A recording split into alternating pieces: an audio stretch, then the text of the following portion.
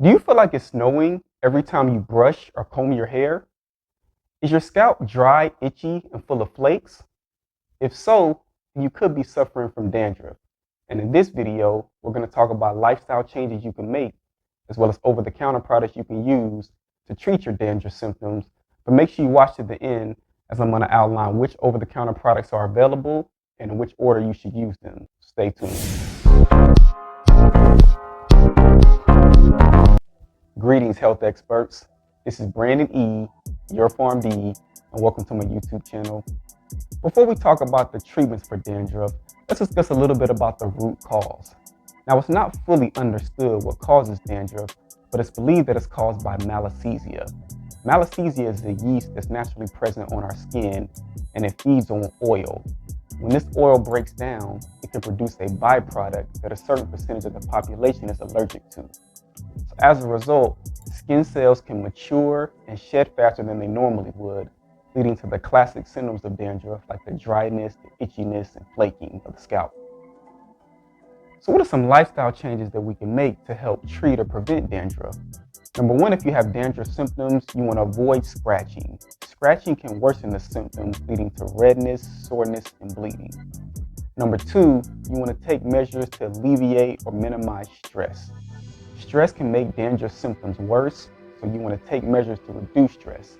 If you want a couple of tips, you can try exercising regularly, you can connect with family members or friends, you can talk to a licensed therapist or counselor, or you can take measures to make sure you're getting good sleep at night. Now, stress can not only make dandruff worse, but it can also cause a lot of other ill health effects, like diarrhea. So check out my video on diarrhea, which I'll link at the end of this one. The third lifestyle change that we're going to talk about is to avoid or minimize wearing hats. When you wear a hat, your head heats up and any moisture is trapped. This humid environment is a good growth medium for malassezia, which can lead to dandruff flare-ups. If you try some of these lifestyle changes for dandruff and they work for you, let us know in the comments. Or if you have any other dandruff stories that you want to share, let us know those as well. And if you're enjoying the content and you want to continue to improve your health, consider subscribing to the channel. So now let's talk about some over-the-counter products that we can use to help treat dandruff. The first product we're going to talk about is parathione zinc. And this is the active ingredient found in a lot of products, but most commonly is seen in Head and Shoulders. This product has antibacterial and antifungal properties. The antifungal properties help to control the growth of the malassezia. And this is important because people that have dandruff generally have malassezia levels that are 1.5 to 2 times higher than people without dandruff. So if you control the yeast, you can control the dandruff. The second product we're going to talk about is selenium sulfide. And this is generally found under the brand name Selsum Blue. This product also has antifungal properties and is good at removing dead skin cells from the scalp. The third product we're going to talk about is ketoconazole. And this is generally found under the brand name Nizoral. This medicine is also an antifungal and it's good at controlling symptoms of flaking, scaling, and itching of the scalp. The next product we're going to talk about is salicylic acid 3%. And this is generally found under the brand name T-Sal. This product controls the symptoms of dandruff by breaking down the crusty, flaky buildup on the scalp. This shampoo is especially good for removing scales and crust from the scalp. The last product we're going to talk about is coal tar. And this is generally found under the brand name T-Gel shampoo. This product has anti-inflammatory properties, and aside from helping with flaking, it's also good at relieving symptoms of itchiness and redness of the scalp. With all of these shampoos, there's a few counseling points to consider. You first want to wet your hair thoroughly, and then apply the shampoo and work up a good lather. Now let the shampoo sit in your hair for about 5 minutes before rinsing out. If you're doing this in the shower, I would do this more so in the beginning of your shower so you can let the medicine sit throughout your shower and rinse it out towards the end. So now let's put everything together.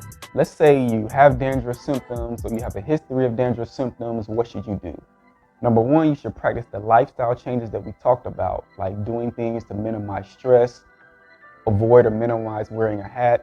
If you do have dandruff, avoid scratching your head, which can lead to redness and soreness and bleeding. And now let's say you do all the lifestyle changes and they're not working or you still have dandruff symptoms. Then you should go to an anti-dandruff, antifungal shampoo. I would start with selenium sulfide or parathione zinc. You can use either one. Use these products at least twice a week for 2 to 3 weeks. At the end of that time frame, assess the effectiveness. If your symptoms have gotten better, you can reduce the usage to once a week. If they've gotten worse, I will refer you to a doctor or dermatologist to rule out any underlying conditions like psoriasis. If the conditions have gotten a little better, but not significantly better, I would try another product. So if you're using the product and the symptoms have gotten better, again, reduce it to once a week. The product you're using may stop working. So let's say, for example, you're using selenium sulfide for a couple months and it stops working.